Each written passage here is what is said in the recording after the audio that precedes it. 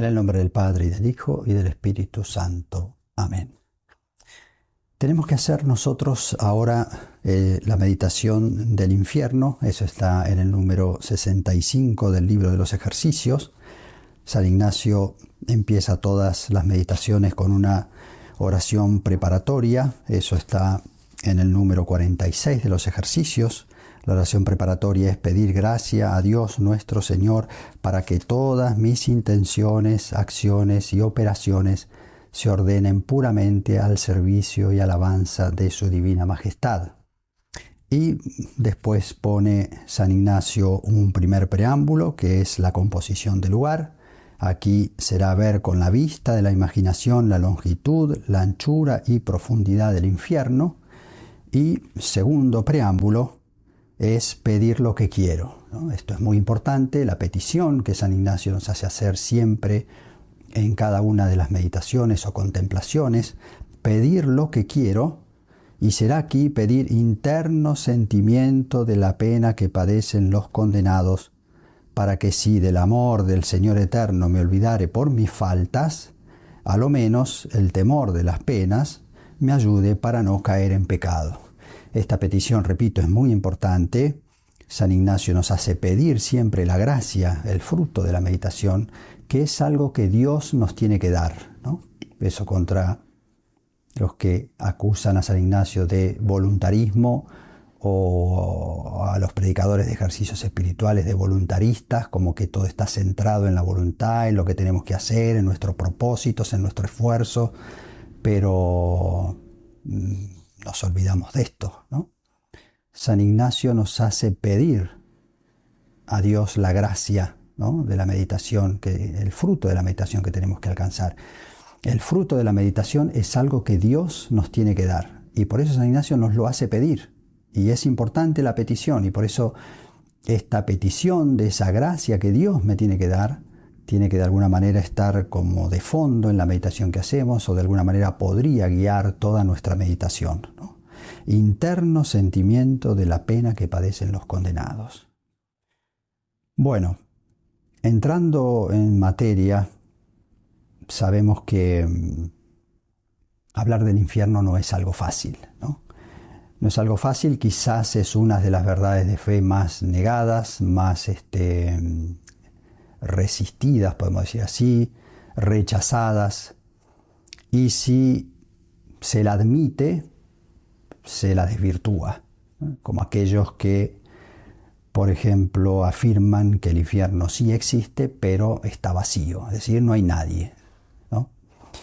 Y creo que la negación del infierno es consecuencia de la pérdida del sentido del pecado, ¿no? Si el pecado no es más que un simple error, si el pecado es una mera equivocación que podemos cometer en nuestra vida, entonces evidentemente la existencia del infierno no tiene algún sentido, ¿no? Y ciertamente que nos gustaría mucho pensar que el infierno no existe o que el infierno está vacío, como nos gustaría mucho pensar que las guerras no existen, que no existe el hambre, que no existe el dolor, el sufrimiento, la muerte, que no existe nada de todo esto. Nos gustaría mucho pensar, pero sin embargo todas estas cosas existen, y también existe lamentablemente el infierno, ¿no? Porque así está claramente revelado en la Sagrada Escritura. Entonces yo voy a tratar 3 puntos. En primer lugar, la existencia del infierno es una verdad de fe. Son numerosos los textos del Nuevo Testamento que hablan acerca de la realidad del infierno, ¿no? Cristo lo llama Gehenna, Mateo 5:29, 10:28, 15:33, Marcos 9:43. Se lo llama también infierno de fuego, Marcos 9:46, fuego eterno, 25:41, Mateo 3:12, Marcos 9:42, Mateo 13:42, Mateo 25:46. Se lo llama también tinieblas, Mateo 8:12, 22:13, 25:30. Se lo llama también lugar de rechinar de dientes, Mateo 13:42, 24:51, Lucas 13:28, 2 Tesalonicenses 1:9, Romanos 2:6-9, Hebreos 10:26-31, Apocalipsis 21:8 y 10. y así. Son numerosos los textos, sobre todo del Nuevo Testamento, que hablan acerca de esta realidad, ¿no? Y los textos bíblicos nos enseñan tres cosas fundamentales sobre el infierno, ¿no? Sobre todo apoyados en ese texto de Mateo 25:41, donde nuestro Señor dice: luego les dirá a los de la izquierda: apartaos de mí, malditos, al fuego eterno, preparado para el diablo y sus ángeles. En este versículo 41 del capítulo 25 del Evangelio de Mateo se nos revelan tres cosas que son fundamentales y esenciales acerca de la realidad del infierno. En primer lugar, esa expresión de nuestro Señor: lejos de mí, ¿no? Es lo que los teólogos llaman la pena de daño, es decir, consiste en la privación de la visión de Dios.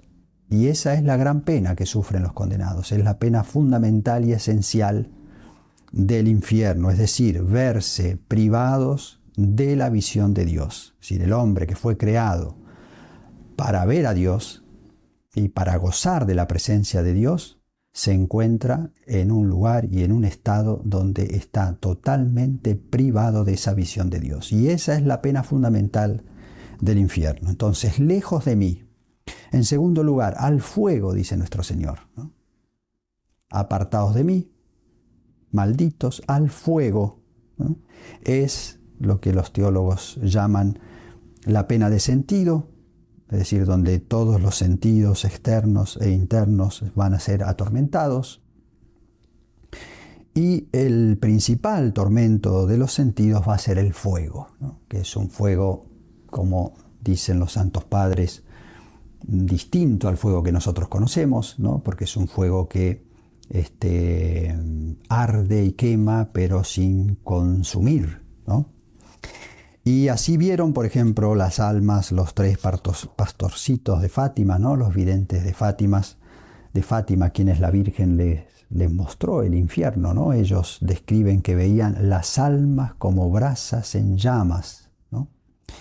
Y Lucía dice que ella vio como un mar de fuego, ¿no? Un mar de fuego. Y el tercer elemento, tercera característica fundamental del infierno es que ese castigo que van a sufrir los condenados es para siempre. Es decir, es eterno. No va a tener fin, ¿no? Está también el texto de Juan 15:6, donde nuestro Señor dice estas palabras: si alguno no permanece en mí, es arrojado fuera como el sarmiento y se seca. Luego los recogen, los echan al fuego y arden, ¿no? También aquí, en estas palabras de nuestro Señor, está revelando de alguna manera esa terrible realidad que es el infierno, que es la condenación eterna. Y Santo Tomás, cuando comenta este pasaje del Evangelio de San Juan, dice que aquí en este versículo se mencionan los 5 aspectos que tiene la condenación, ¿no? En primer lugar, la exclusión de la gloria. Por eso, si alguno no permanece en mí, es arrojado fuera. Como hemos visto en el versículo 41 del capítulo 25 de Mateo, ¿no? Apartaos de mí, malditos, dice nuestro Señor. Acá dice: si alguno no permanece en mí, es arrojado fuera, ¿no? Entonces, la exclusión de la gloria, el ser arrojado fuera. En segundo lugar, la aridez, es decir, por eso dice se seca, es arrojado fuera y se seca, es decir, la aridez, la sequedad, ¿no? En tercer lugar, la agregación con los malvados, y por eso los recogen. Cuarto, la pena de sentido, por eso dice los echan al fuego. Y quinto, dice Santo Tomás, la pena perpetua, es decir, los echan al fuego y arden para siempre, ¿no? El Catecismo de la Iglesia Católica también nos habla acerca de la realidad del infierno, y en los números del Catecismo de la Iglesia Católica que hablan acerca de esta realidad, nos enseña que el infierno aparece como consecuencia del pecado mortal. tenemos el número 1861, dice así: Catecismo de la Iglesia Católica. El pecado mortal es una posibilidad radical de la libertad humana, como lo es también el amor. Entraña la pérdida de la caridad y la privación de la gracia santificante, es decir, del estado de gracia. Si no es rescatado por el arrepentimiento y el perdón de Dios, causa la exclusión del reino de Cristo y la muerte eterna del infierno. Catecismo de la Iglesia Católica. Tenemos también el número 1037. Dice así: Dios no predestina a nadie a ir al infierno. Para que eso suceda, es necesaria una aversión voluntaria a Dios, es decir, un pecado mortal, y persistir en él hasta el final. También está el número 1034. Jesús habla con frecuencia de la gehenna y del fuego que nunca se apaga, reservado a los que hasta el fin de su vida rehúsan creer y convertirse, y donde se puede perder a la vez el alma y el cuerpo.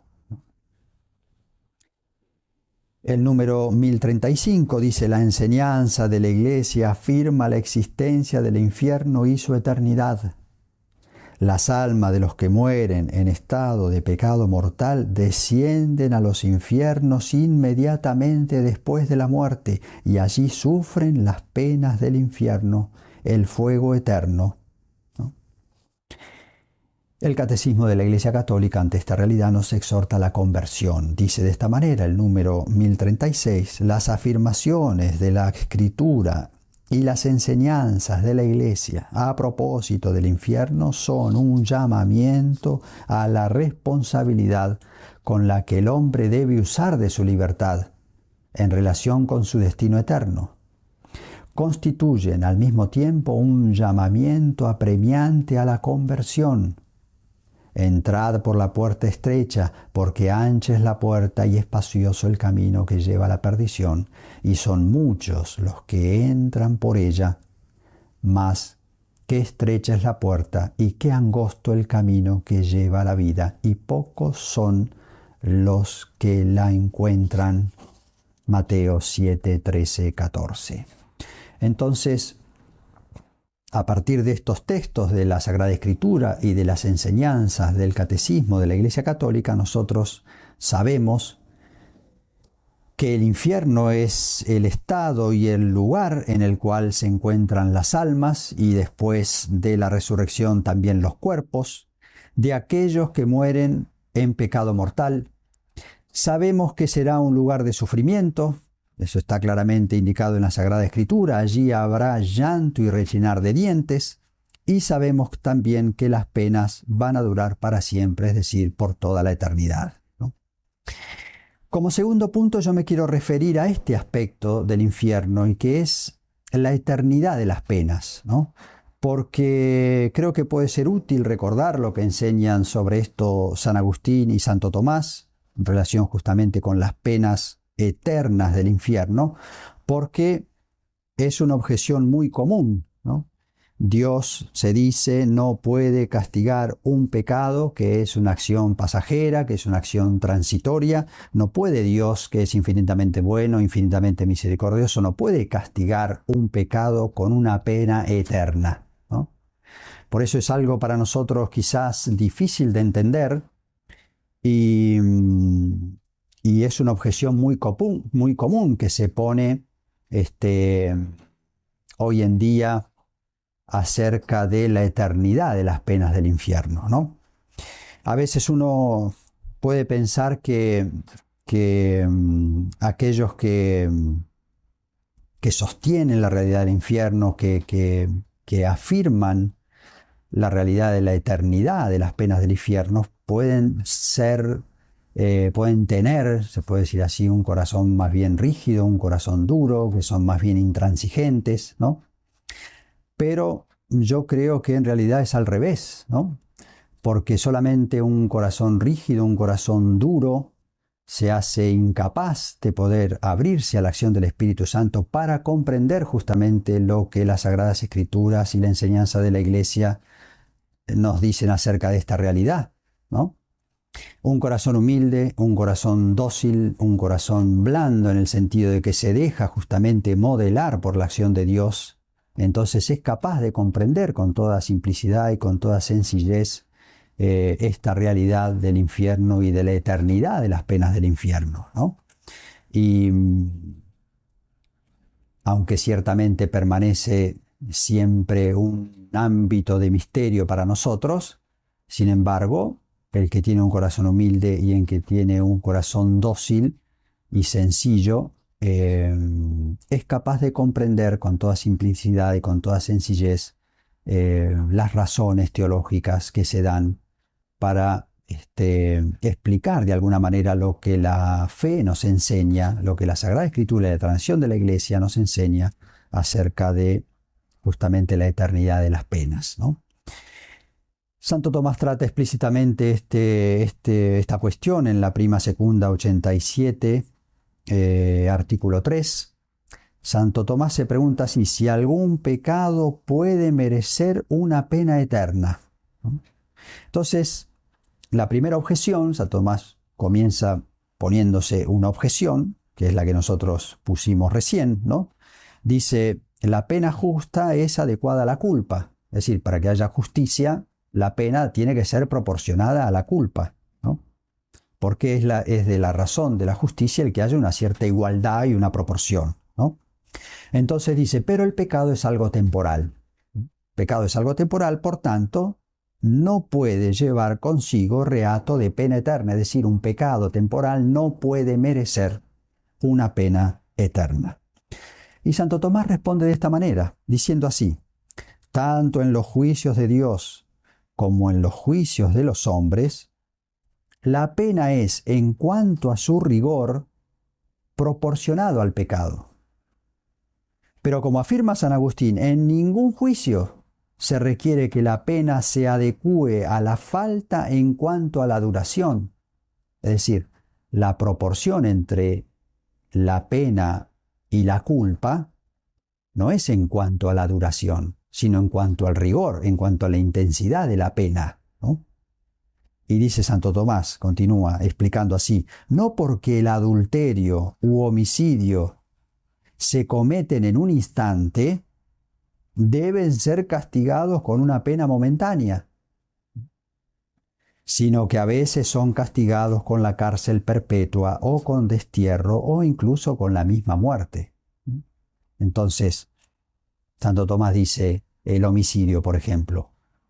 ¿Cuánto tiempo se tarda en cometer un homicidio? En pocos instantes uno puede matar a una persona. Agarra un revólver, le pega un tiro. ¿Y cuánto tardó en matarla? 3 segundos. Entonces, la proporción de la pena no está en meter en la cárcel a esa persona 3 segundos porque es el tiempo en que tardó en matar a esa persona. No puede haber una proporción en cuanto a la duración.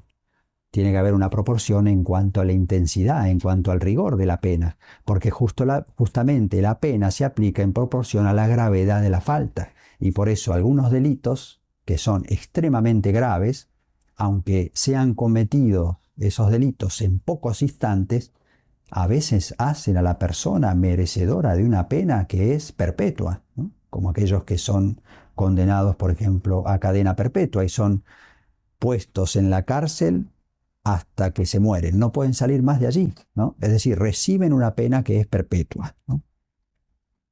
Y Santo Tomás dice, el pecado contra Dios adquiere una cierta infinitud, por razón justamente de la infinitud de la majestad de Dios, ¿no? Dios, la ofensa a Dios, que tiene una dignidad infinita, la ofensa a Dios tiene una cierta infinitud, dice Santo Tomás, porque la dignidad de la persona a la cual se ofende es infinita. Y por tanto, dice Santo Tomás, la pena no puede ser infinita en cuanto a la intensidad, porque una criatura no es capaz de sufrir una pena infinita en cuanto a la intensidad, ¿no? No se puede aplicar una pena con un rigor infinito, porque eso no es imposible de soportar. Entonces, dice Santo Tomás, es necesario que la pena sea infinita en cuanto a la duración. Y allí está la proporción, ¿no? Es decir, un delito, una ofensa a Dios, que tiene una gravedad infinita, podemos decir así, justamente por razón de la bondad y de la misericordia de Dios, que son infinitas, justamente por eso la ofensa a Dios es infinita, tiene que ser castigado con una pena que tenga una duración infinita, porque no se puede aplicar una pena que tenga un rigor infinito, ¿no? Y justamente allí está la razón de proporción y de justicia entre la pena y la culpa, ¿no? Una culpa que es gravísima y que tiene una gravedad infinita, recibe un castigo que es en cierto modo infinito en cuanto a la duración, ¿no? Se podría además objetar, dice Santo Tomás, pone otra objeción, esto lo hace en la Suma contra Gentiles, que todas las penas tienen un sentido de purificación y por tanto están destinadas a desaparecer, ¿no? Dice él, en efecto, las leyes humanas imponen castigos para corregir los vicios y por tanto tienen un valor medicinal, ¿no? Porque si la pena, dice Santo Tomás, fuese impuesta por sí misma, por la pena misma, por el hecho mismo de castigar a alguien, se seguiría que el que castiga entonces goza directamente del castigo, o sea, no busca otra finalidad más que el castigo mismo, ¿no? Pero esto no se puede atribuir a la bondad divina. Por tanto, dice la objeción, todas las penas tienen que estar destinadas a terminar. No puede haber un castigo que sea eterno porque no tendría otra finalidad más que el castigo mismo si fuese así, ¿no? Bueno, esto también es una objeción que puede ser muy común, pensar, ¿no? que las penas tienen cuando se impone un castigo a alguien tiene un sentido y tiene un sentido medicinal, es decir, se aplican a la persona para corrección, para enmienda, para purificación de esa persona y por tanto una pena eterna no tiene sentido porque parece ser un castigo impuesto por el castigo mismo, ¿no? Pero Santo Tomás responde a esa objeción y dice de esta manera, y vamos a ver que no es difícil de entender, dice así, aun concediendo que todas las penas tienen una finalidad medicinal, es decir, son impuestas para corregir y enmendar las costumbres, es decir, se podría decir, son impuestas para corrección y purificación de los delincuentes, de aquellos que cometen delitos. Dice, aún concediendo esto, no necesariamente se sigue de esto que todas las penas tengan que ser necesariamente temporales. Y va a dar la razón. ¿Por qué? Porque según la ley humana, algunos son castigados con la pena de muerte, o por ejemplo con la cadena perpetua cuando son puestos en la cárcel perpetuamente, es decir, hasta que mueran. Algunos son castigados de esta manera, dice Santo Tomás, no ya para corrección de ellos mismos, sino para corrección de los otros.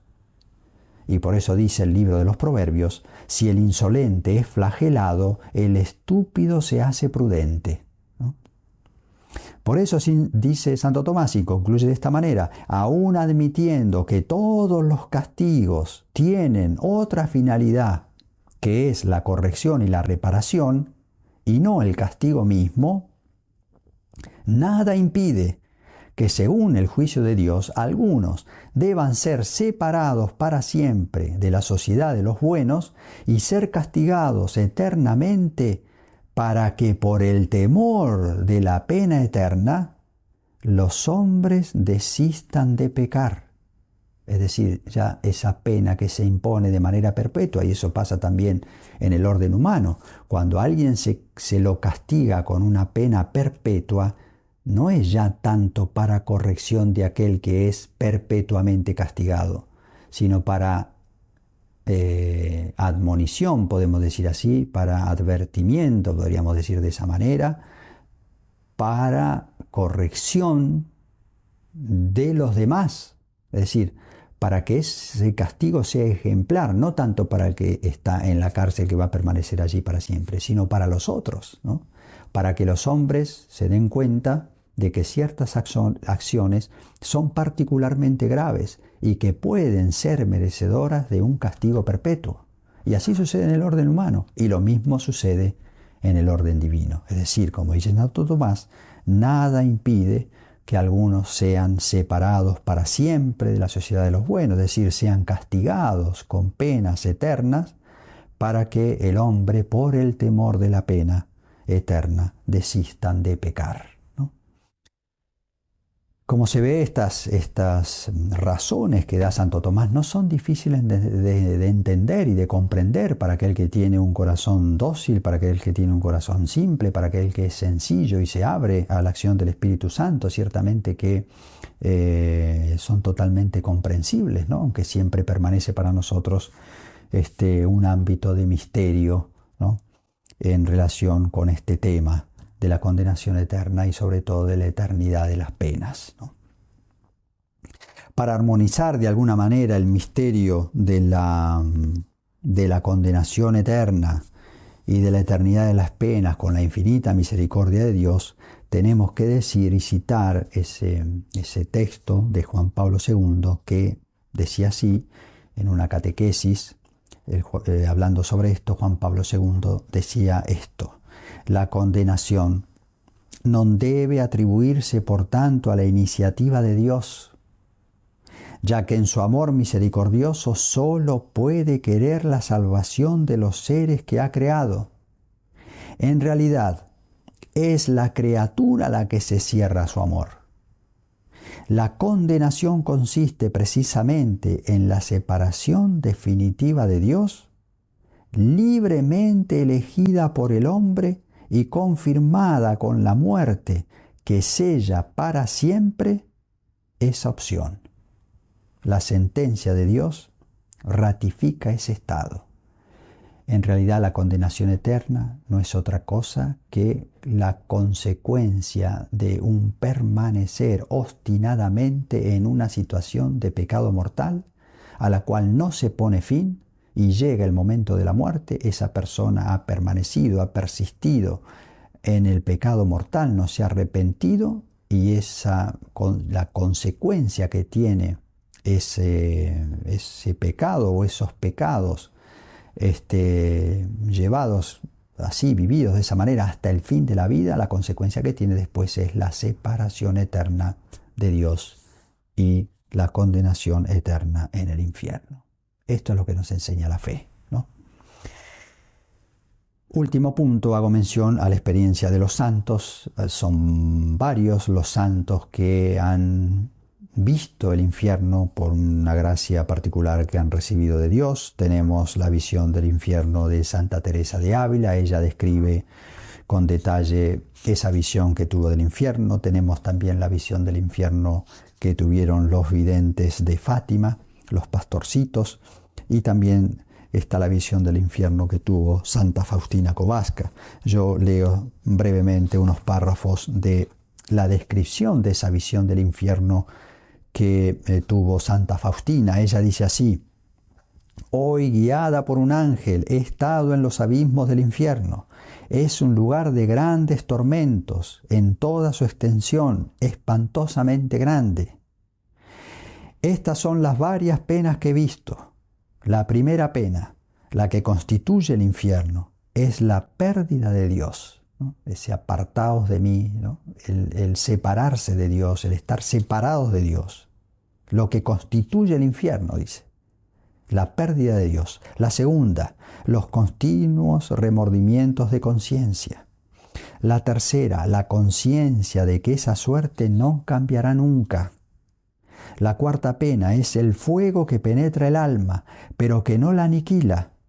Es una pena terrible, es un fuego puramente espiritual, encendido por la ira de Dios. La quinta pena es la oscuridad continua, un hedor horrible y sofocante, y aunque está oscuro, los demonios y las almas condenadas se ven entre sí y ven todo el mal propio y de los demás. La sexta pena es la compañía continua de Satanás, La séptima pena es la tremenda desesperación, el odio a Dios, las imprecaciones, las maldiciones y las blasfemias, ¿no? Y dice después, Santa Faustina dice así: cada alma con lo que ha pecado es atormentado de forma tremenda e indescriptible. Que el pecador sepa que con el sentido con el que haya pecado será torturado por toda la eternidad. Escribo esto por orden de Dios, para que ningún alma se justifique diciendo que el infierno no existe o que nadie ha estado nunca y que nadie sabe cómo es. Este es el relato que hace Santa Faustina Kowalska de la visión del infierno que ella tuvo. Termino haciendo mención a cómo esta realidad de fe, que es la existencia del infierno, que es la condenación eterna, que como decía también Juan Pablo II, la condenación eterna es una posibilidad real para todo aquel que está en estado de viador, es decir, para todos los que vivimos en esta tierra, en este mundo. La posibilidad de la condenación eterna es algo real, ¿no? Y por eso tenemos que pedir siempre a Dios la gracia de arrepentirnos de nuestras faltas, de nuestros pecados, arrepentirnos porque Dios siempre nos perdona y siempre nos quiere perdonar. Y además de ayudarnos a la consideración y la meditación de esta realidad, a alcanzar la gracia que San Ignacio nos hace pedir en la meditación, también nos tiene que hacer crecer en el celo por las almas, ¿no? Es decir, nos tiene que ayudar a crecer en rezar, ofrecer nuestras oraciones, ofrecer nuestros sacrificios y nuestra penitencia por la conversión de los pecadores para que todas las almas se salven, ¿no? Como hizo Jacinta, la vidente de Fátima, la pastorcita, la más chiquita, después de la visión del infierno. Ella quedó profundamente impresionada y no perdió ocasión de mortificarse para ofrecer a Dios esos pequeños sacrificios en favor de los pecadores para que no vayan al infierno. Dice Lucía en sus memorias, escribe acerca de esta realidad. Ella dice: ¿cómo es que Jacinta, siendo tan pequeña, se dejó poseer y llegó a comprender tan gran espíritu de mortificación y penitencia? Me parece a mí que fue debido primero a una gracia especialísima de la Madre de Dios por medio del Inmaculado Corazón de María. Segundo, viendo el infierno y las desgracias de las almas que allí padecen, ¿no? Con frecuencia se sentaba en el suelo o en alguna piedra y pensativa comenzaba a decir: el infierno, qué pena tengo de las almas que van al infierno, y las penas que, estando allí vivas, arden como leña en el fuego, ¿no? Se preguntaba, las personas que había visto, las personas que estando allí vivas arden como leña en el fuego. Y asustada se ponía de rodillas y con las manos juntas rezaba las oraciones que Nuestra Señora le había enseñado. Oh Jesús mío, perdónanos, líbranos del fuego del infierno, lleva al cielo a todas las almas, especialmente aquellas que más lo necesitan. Y dice Sor Lucía, y permanecía así Jacinta durante largo tiempo de rodillas repitiendo la misma oración. De vez en cuando me llamaba a mí o a su hermano y nos decía, ¿no? ¿Vosotros estáis conmigo? Es preciso rezar mucho para librar a las almas del infierno. Otras veces, sigue diciendo Lucía, después de estar un poco de tiempo pensando, decía: tanta gente va al infierno, tanta gente va al infierno.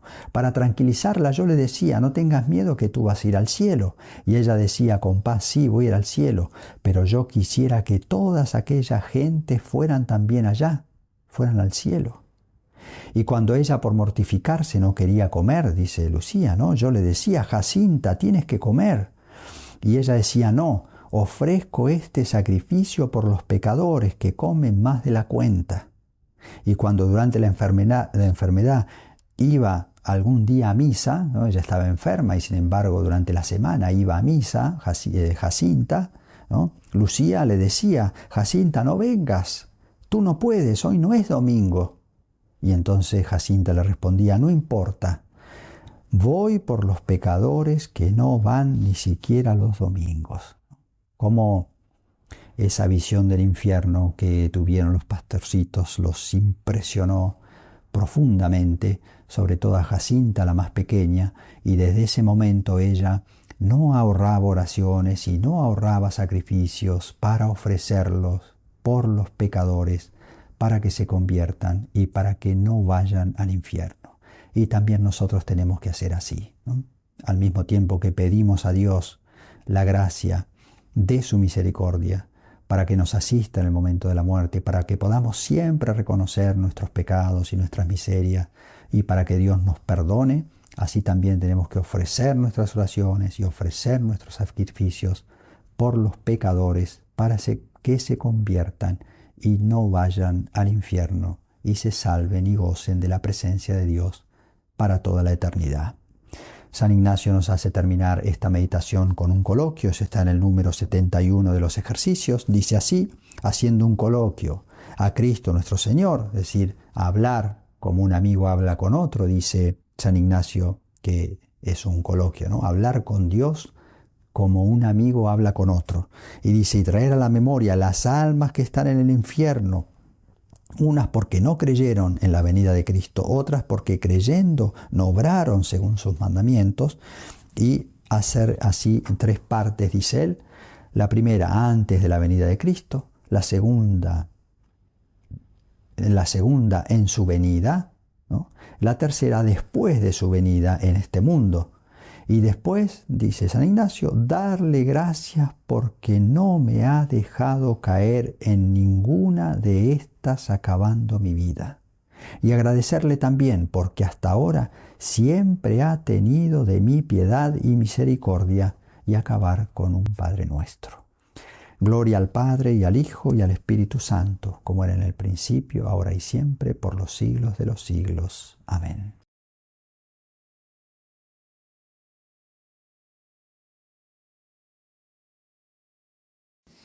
En el nombre del Padre, y del Hijo, y del Espíritu Santo. Amén.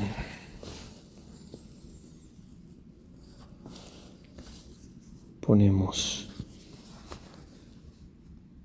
nuestra alma lo más profundo de nuestro corazón ante la presencia de Dios, de un Dios que nos ama infinitamente, pero que respeta nuestra libertad y no invade aquellos lugares donde no queremos que Él entre. Por eso le pedimos la gracia de estar en su presencia. Le pedimos la gracia de hacer con fruto esta meditación, y que todas nuestras intenciones, acciones y operaciones sean ordenadas al mayor servicio y alabanza de su divina majestad.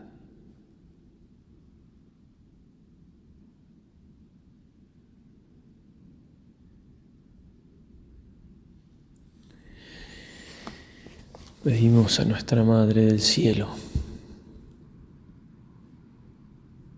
que mostró el infierno a los pastorcitos de Fátima, si tengamos el coraje de pedirle cuanto sea posible que nos ayude a bajar al infierno. Bajemos en vida al infierno para que no bajemos después de muertos.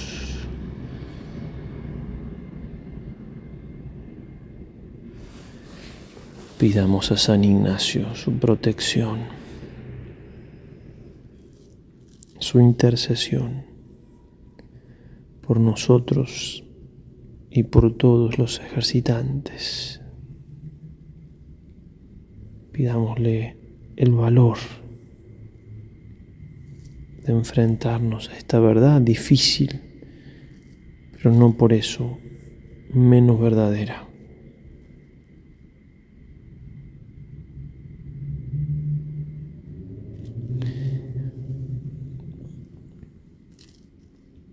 Imaginemos algo que pueda ayudarnos. Imaginémonos en lo posible el mismo infierno, en lo posible.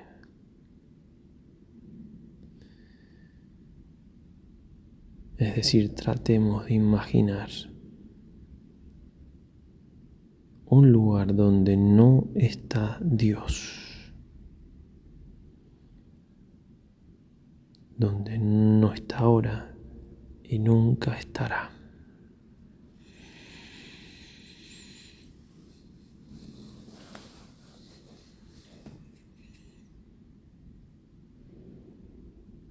Y lo que vamos a pedir al Señor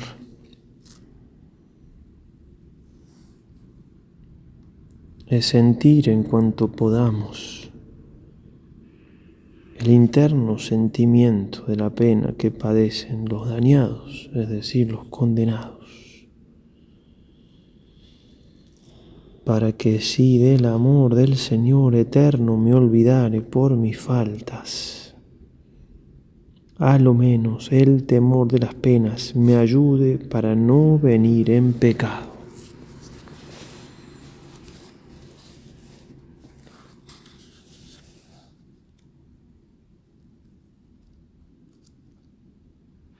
Es decir, siempre será más que verdadero y más que importante la verdad de que lo trascendental en lo que se resume nuestra fe y nuestras aspiraciones hacia Dios es el amor, hacia Dios y hacia el prójimo.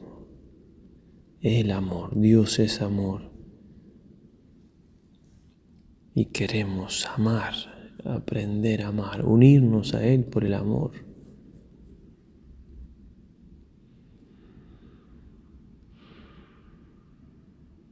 Pero desde la humildad, desde nuestra pequeñez, tenemos que reconocer que nuestro amor muchas veces es débil. Y por tanto,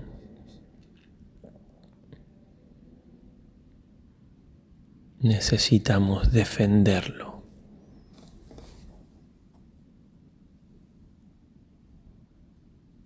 Con el santo temor.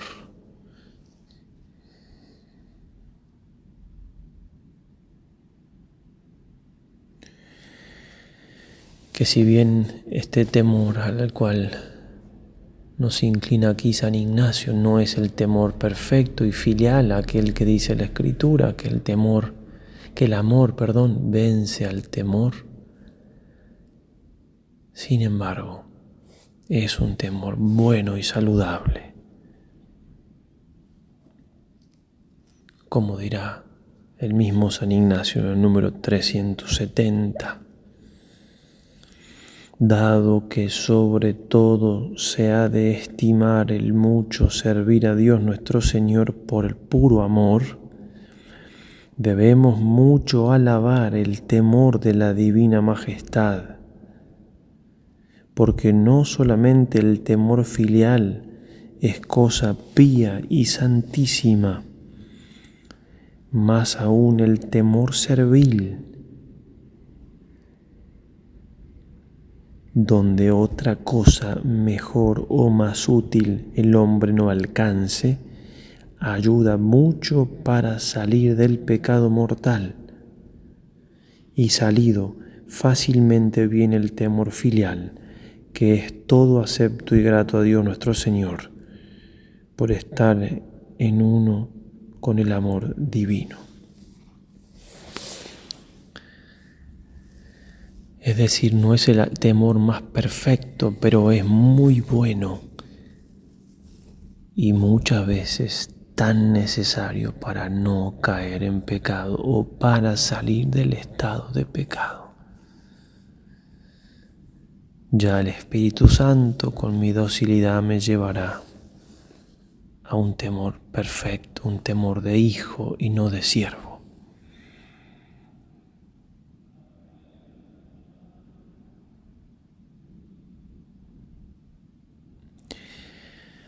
Nos pone San Ignacio ante la eternidad.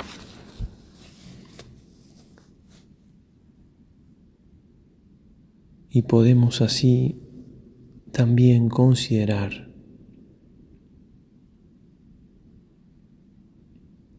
la caducidad de nuestra vida, que pasa como la hierba del campo, dice la Escritura, que un día florece y al otro día ya se seca y muere.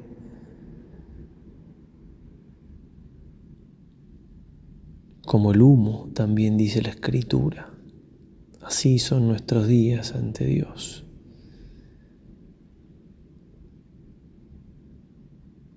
Qué poco es lo que vivimos en este mundo. Qué poca cosa es la vida.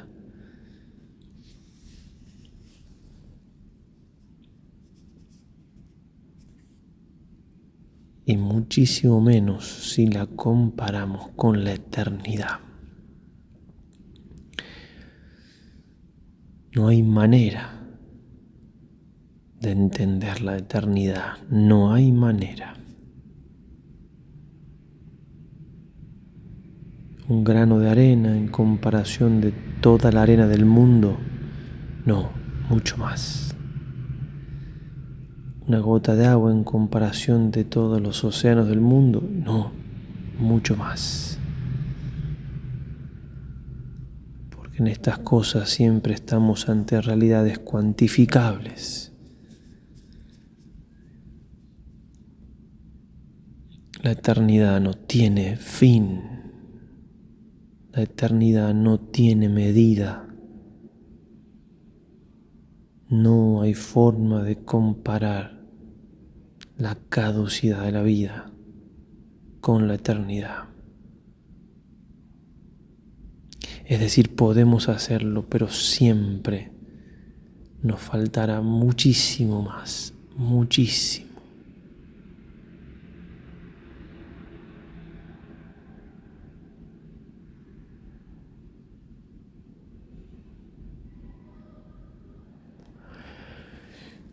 Ponernos entonces ante esta verdad de la posibilidad de morir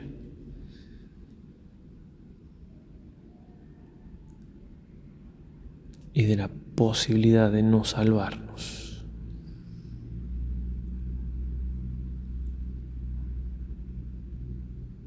¿Por qué? Porque Dios no me ama.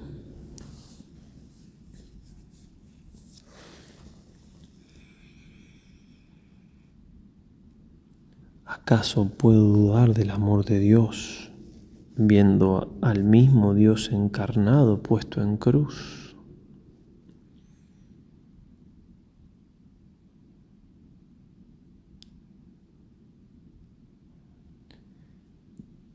Dios, al condenarnos, lo único que hace es ratificar, es confirmar con su poder nuestra decisión de no querer estar con Él.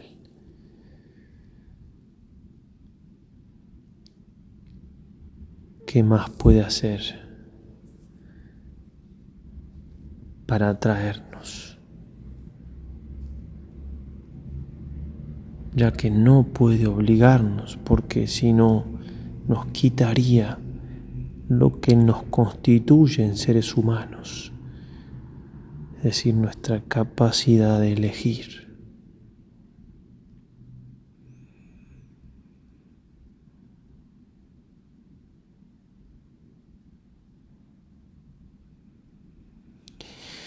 Meditar entonces en la verdad de la posibilidad de que cada uno de nosotros, nos condenemos.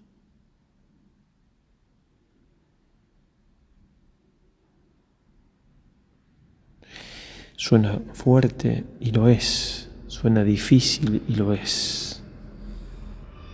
Suena a desesperanza y no lo es.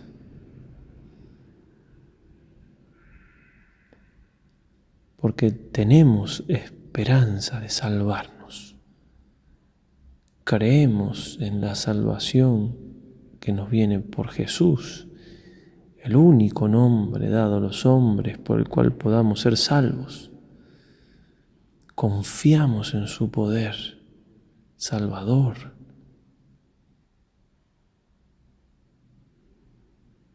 Pero también sabemos cuán para poco somos. Hemos estado mirando hacia atrás. Hemos estado considerando los pecados. ¿Quién me asegura que no volveré a caer? ¿Quién me asegura que no volveré a traicionar al Señor?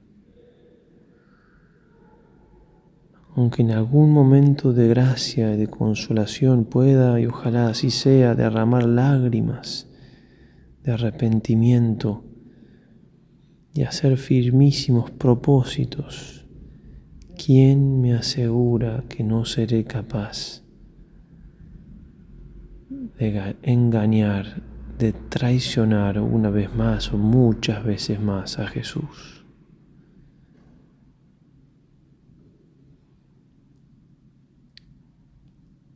Por esto que la misma esperanza de irme al cielo me invita, me anima a considerar que soy capaz de perdérmelo. ¿De qué le vale al hombre perder el mundo entero? Ganar el mundo entero si pierde su alma. ¿Yo para qué nací? Para salvarme. Que tengo que morir es infalible, dejar de ver a Dios y condenarme. Triste cosa será, pero posible. Posible y río y duermo y quiero holgarme. Posible y tengo amor a lo visible. ¿Qué hago? ¿En qué me ocupo? ¿En qué me encanto? Loco debo ser si no soy santo.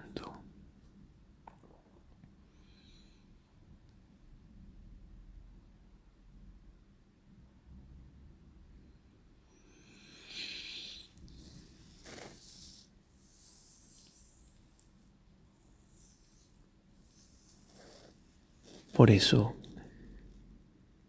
bajar a las profundidades del infierno es asegurar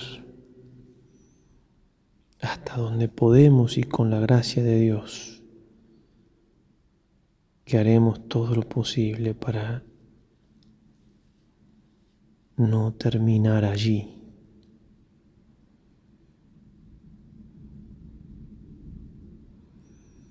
Bajar a las profundidades del infierno es reconocer que Dios es Dios. Porque si el infierno es porque Dios es Dios. El gran problema de no entender el infierno es por no entender a Dios, ni su justicia, ni su misericordia, ni su misma esencia.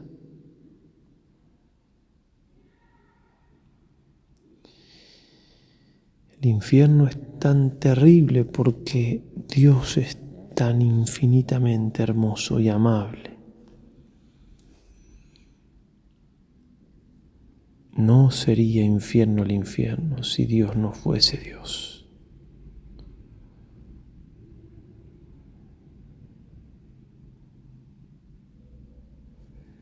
Bajar también al infierno nos ayuda a entender lo terrible del pecado.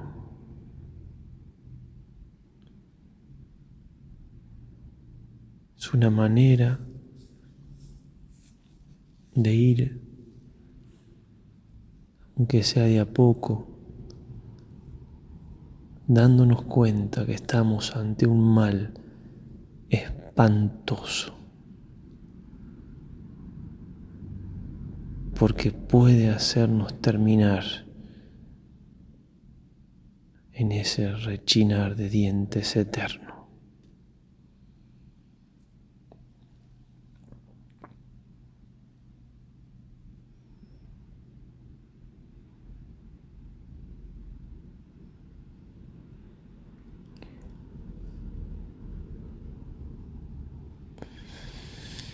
Y también bajar al infierno, como le pasó a Santa Teresa,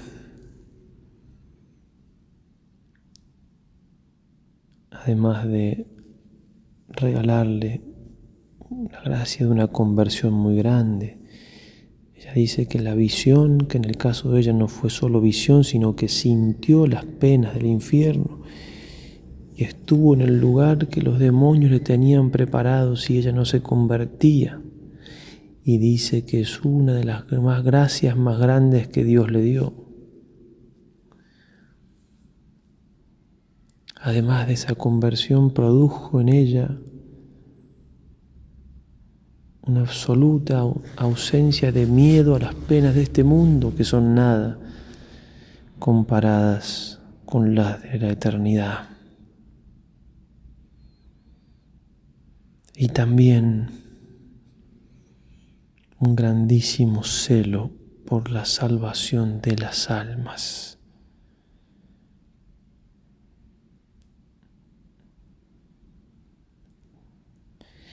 Que si vemos aquí, dirá, a alguien que sufre grandemente y aún sabiendo que va a terminar el sufrimiento algún día, nos mueve tanto a compasión.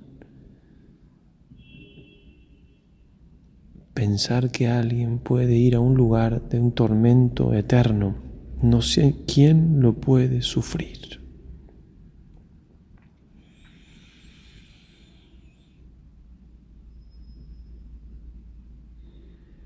Es por esto que difícilmente pueda tener alguien un verdadero deseo de la salvación de las almas, un verdadero celo apostólico, si no considera, si no tiene fe en el infierno. Ponme, Señor, en la boca del infierno, dirá San Luis Orione, y yo, por tu misericordia, la cerraré.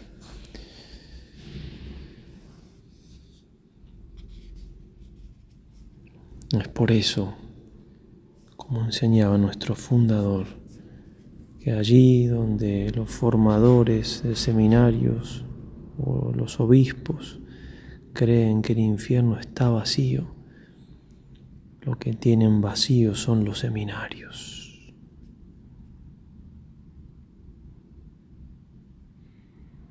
¿Para qué confesar, desgastarse por las almas, luchar contra el pecado, los propios y los ajenos? ¿Para qué tratar de imitar a los santos en sus desvelos? ¿Para qué predicar a tiempo y destiempo? ¿Para qué enfrentar al mundo? ¿Para qué confesar? ¿Para qué? ¿Para qué? Si todos iremos al cielo.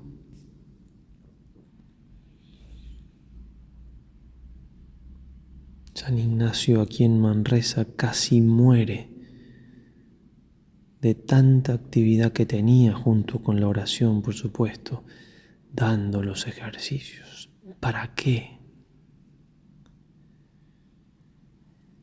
Si todos iremos al cielo, ¿para qué la cruz? ¿Para qué Jesús? ¿Para qué la Iglesia? Que, como decía el Papa Benedicto XVI en Brasil a los obispos, o en una visita de los obispos de Brasil al Vaticano. Esta es la misión de la Iglesia, la salvación de las almas, una a una.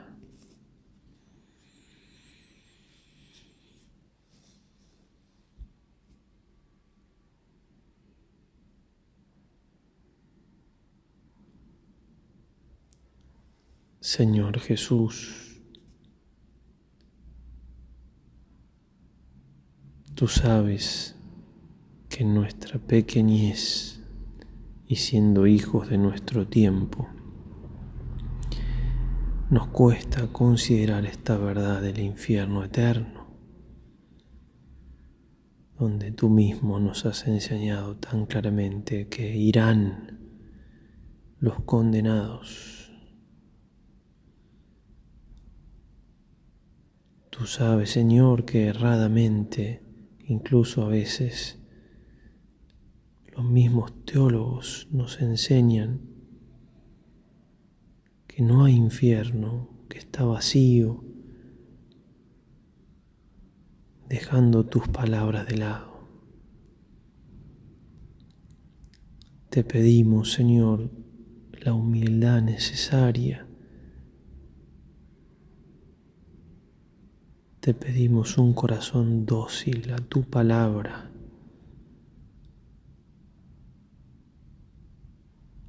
Te pedimos entender que tú eres Dios, tú eres el Maestro. A ti tenemos que escucharte, a ti seguirte, a ti predicarte, a ti creerte, vivir de tu verdad.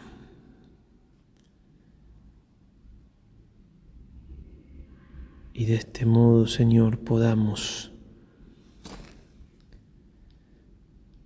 vivir con la convicción de que el pecado puede privarnos eternamente de tu presencia, de que tu amor infinito no sufre ningún menoscabo, sino al contrario, al respetar nuestra libertad, y que esa libertad puede hacer que nos suceda lo más trágico, lo más terrible, lo más espantosamente abominable que puede ser nuestra condenación eterna.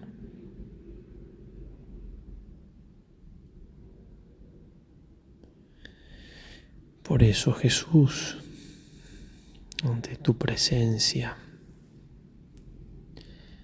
sacramental, ante tu presencia en nuestra alma por la gracia, o ante tu presencia de inmensidad por tu divinidad,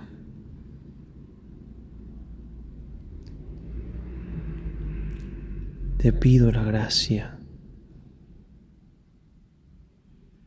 de la salvación eterna, de la perseverancia final.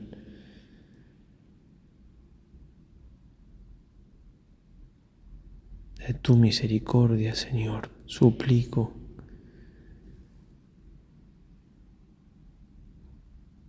que envíes a mi vida todo sufrimiento, sea el que sea, con tal de que no me pierda eternamente.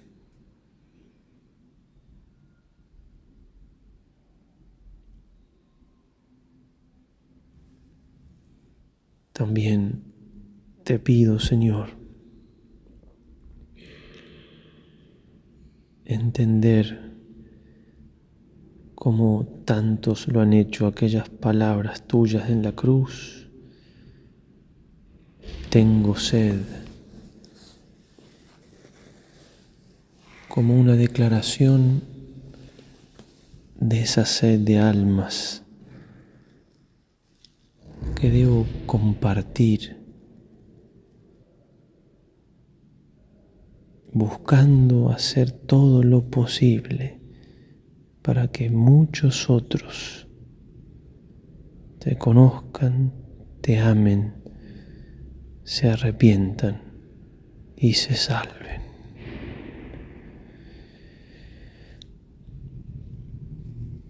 Te lo pido, Señor,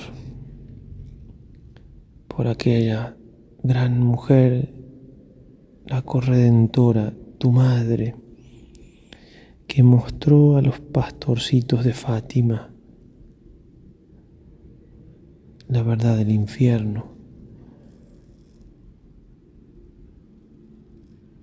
Te pido por ella, a quien suplico día a día su protección a la hora de la muerte,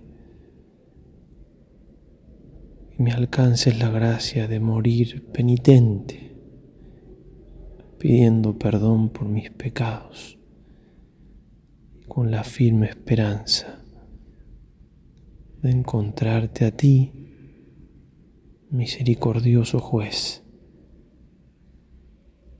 luego de pasar de este mundo al Padre, y que pueda en lo posible hacer todo lo que esté de mi parte para que muchas almas se salven. Dios te salve María, llena eres de gracia, el Señor es contigo. Bendita tú eres entre todas las mujeres y bendito es el fruto de tu vientre Jesús. Santa María, Madre de Dios, ruega por nosotros pecadores, ahora y en la hora de nuestra muerte. Amén. San Ignacio de Loyola, ruega por nosotros. En el nombre del Padre, y del Hijo, y del Espíritu Santo. Amén. Material extra de los ejercicios espirituales con textos de Santa Teresa. Hagamos propósito de no hacer esperar más al Señor, que si quiero dar disculpa ninguna tengo. San Ignacio, en la meditación del infierno, en el primer preámbulo, número 65, dice: pedir interno sentimiento de la pena que padecen los condenados, para que, si del amor del Señor eterno me olvidare por mis faltas, a lo menos el temor de las penas me ayude para no caer en pecado. Al menos lo tenemos que pensar, porque hay castigo. Cuando por fin la santa vive de verdad y es toda para Dios, ella trae a su memoria su larga lucha purificadora, tantas ansias que tenía de salir de aquel infierno en que vivía, atada y desasosegada. Muchas veces he pensado espantada de la gran bondad de Dios y regaládose mi alma de ver su gran magnificencia y misericordia. Sea bendito por todo, que he visto claro no dejar sin pagarme, aún en esta vida, ningún deseo bueno. Por ruines e imperfectas que fuesen mis obras, este Señor mío las iba mejorando y perfeccionando y dando valor, y los males y pecados luego los escondía. Aun en los ojos de quien los ha visto permite su majestad se cieguen y los quita de su memoria. Dora las culpas. Hace que resplandezca una virtud que el mismo Señor pone en mí casi haciéndome fuerza para que la tenga. Desde esta experiencia y desde este momento, Teresa de Humada es otra. Se ha abierto ya definitivamente a la conversión. De hecho, ella misma se cambió de nombre y se puso Teresa de Jesús, ya que desde esta experiencia en la que pudo haberse perdido y al ser rescatada por Dios, va a seguirle llena de agradecimiento. Ya no se entendería su vida sin estar junto a Él, porque apartarse será perderse. Llegada a vos, subida en esta atalaya a donde se ven verdades, no os apartando de mí, todo lo podré.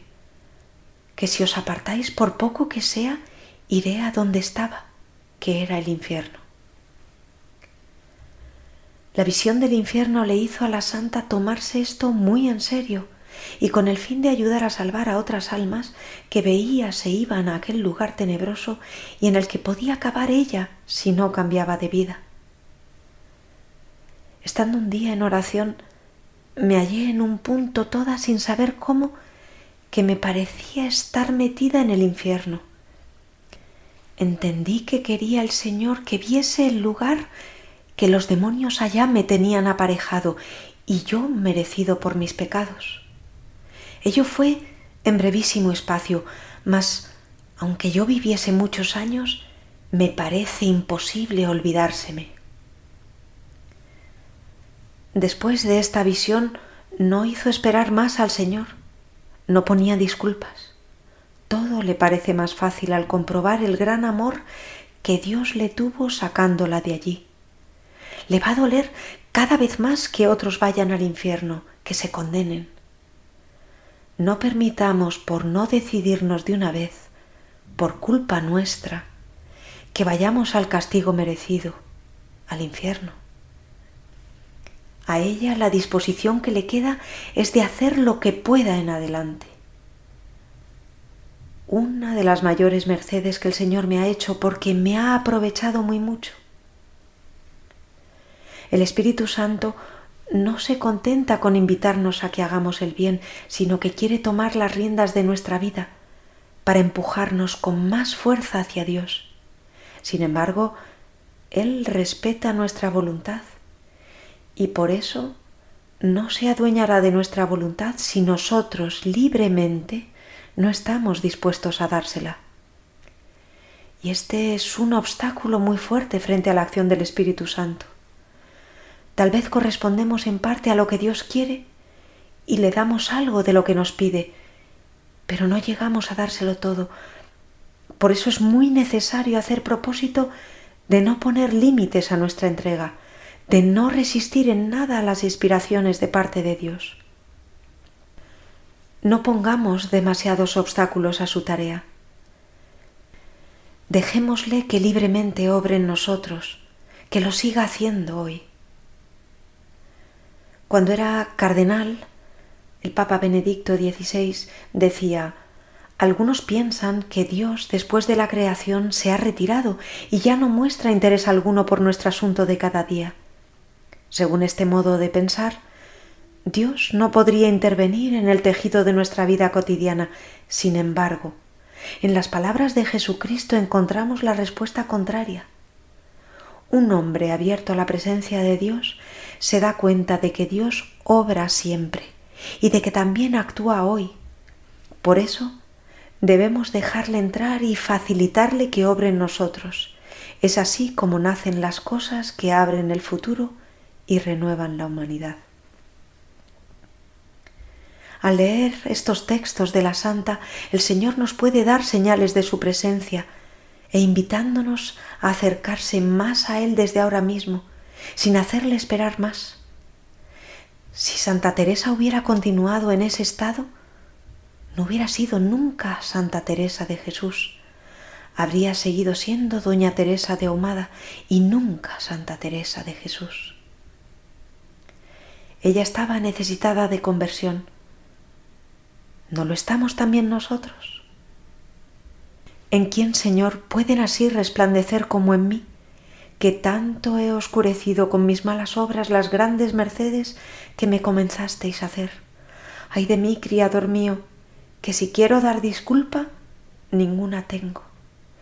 Nadie tiene la culpa sino yo, porque si os pagara algo del amor que me comenzasteis a mostrar, no le pudiera yo emplear en nada sino en vos.